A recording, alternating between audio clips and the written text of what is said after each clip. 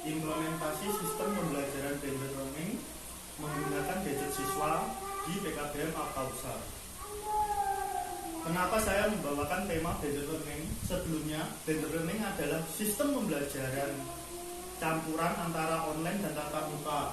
Karena di masa pandemik seperti sekarang dibutuhkan sistem pembelajaran online. Tetapi kalau kita melakukan secara langsung pasti akan kesulitan. Jadi meski jarang harus ada sistem tatap mukanya, pembelajaran tatap mukanya juga.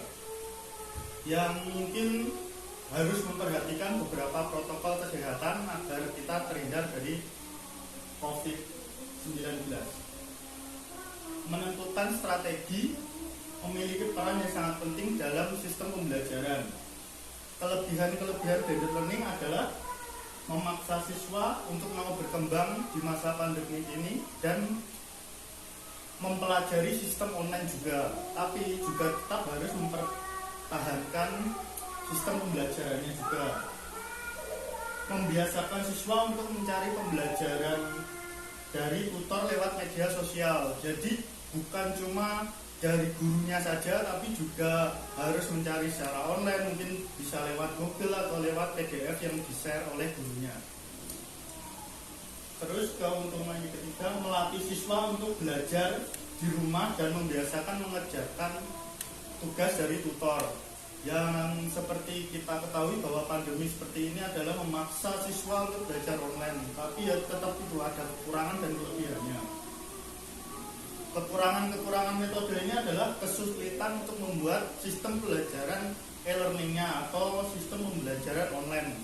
Yang kita harus membuat temanya juga, harus sistem menyampaikannya juga, karena kalau sinyalnya buruk juga kita terhambat oleh penyampaiannya juga, dan siswa pasti akan terganggu. Mempunyai masalah kapasitas smartphone. Mungkin tidak semua siswa mempunyai smartphone, tapi juga harus tetap belajar.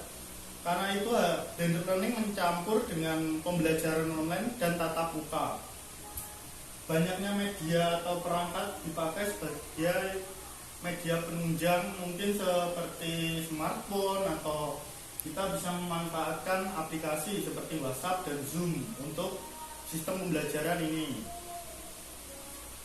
Implementasinya adalah pemanfaatan media WhatsApp sebagai media komunikasi online, membantu sistem pembelajaran blended learning karena informasi seperti tugas sekolah disampaikan dengan WhatsApp. Kenapa saya memilih WhatsApp? Karena WhatsApp hampir semua orang menggunakan WhatsApp dibandingkan media yang lain. Mungkin bisa menggunakan Google Form atau yang lainnya, tapi yang paling digunakan adalah media WhatsApp, dan saya memakainya untuk memfasilitasi siswa saya agar tidak kesulitan dalam belajar. Dan sesekali karena ini ada sistem campuran, jadi saya tetap memanfaatkan media tatap muka atau pembelajaran tatap muka, yang mungkin kita harus memperhatikan protokol pembelajarannya. Karena kalau langsung kita pukul rata dengan media online, pasti banyak siswa yang mungkin terganggu atau mungkin kesulitan. Jadi kita harus secara bertahap menggunakan metode ini, jadi online dan bertatap muka. Meski dalam bertatap muka kita harus mempertahankan protokol kesehatan juga. Hasil dari metode ini adalah siswa dapat memanfaatkan media online untuk pencarian informasi dalam mengerjakan tugas, mempermudah tutor dalam penyampaian sistem pembelajaran atau pembelajaran yang kita sampaikan.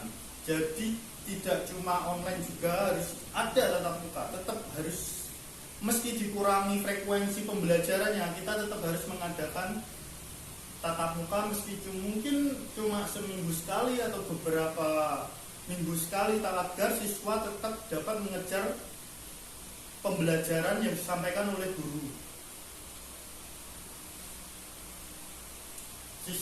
Kesimpulannya, sistem blended learning dapat mempermudah interaksi tutor dan interaksi siswa.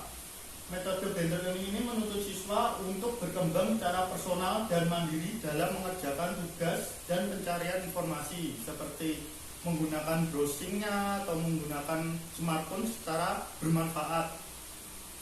Adanya pembelajaran secara online diharapkan dapat membantu perkembangan siswa. Meski masih ada beberapa batasan di metode ini dalam sistem pembelajaran siswa, paket C PKB Makassar masih menggunakan media yang terbatas mungkin yang bisa dimanfaatkan oleh smartphone seperti WhatsApp dan Zoom. Sekian, terima kasih. Saya dari PKB Makassar, nama Fajar Budi Prastio, menyampaikan presentasi ini.